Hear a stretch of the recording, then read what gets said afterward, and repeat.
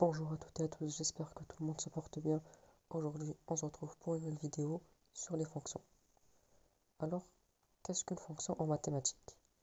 En fait, c'est un genre de système, de machine, dans lequel on entre un nombre de départ et qui nous rend un nombre d'arrivée. Regardons cela de plus près avec un exemple. On choisit un nombre de départ, on lui ajoute 5 et on le multiplie par 3. Ici, moi, je vais prendre 5 comme nombre de départ. Je lui ajoute 5, donc 5 plus 5, ça fait 10. Et je le multiplie par 3, donc 10 fois 3, ça fait 30. Il faut savoir que le nombre de départ que je rentre dans la machine, c'est l'antécédent. Donc dans notre exemple, 5, c'est l'antécédent. Et le nombre d'arrivées, c'est l'image. Dans notre exemple, 30, c'est l'image. Comme on peut entrer n'importe quel nombre dans la fonction, on va généraliser avec une lettre x. X, c'est un nombre en général qu'on va remplacer par un nombre connu. Donc, comme x, c'est le nombre de départ, on l'appelle l'antécédent. Dans notre exemple, on ajoutait 5, puis on multipliait par 3. Donc, si on généralise avec un nombre x, on fait x plus 5 entre parenthèses fois 3. Je vous rappelle qu'on met les parenthèses, car sinon c'est la multiplication qui a la priorité.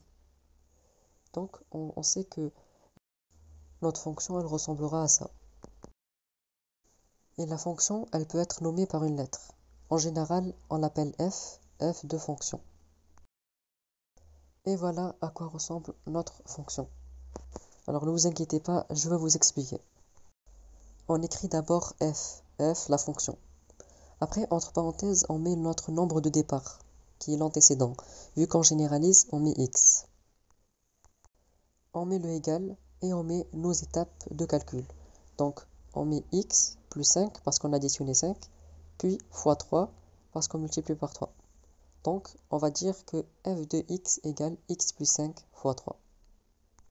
Donc, notre fonction, c'est f de x égale x plus 5 fois 3. Maintenant, si on choisit 4 comme antécédent, je vous rappelle, l'antécédent, c'est le nombre de départ. On va tout simplement remplacer tous les x par 4. On aura donc f de 4 est égal à 4 plus 5 fois 3. 4 plus 5 égale 9, donc 9 fois 3 égale 27. Et donc, 4, c'est l'antécédent, et 27, c'est l'image de la fonction f.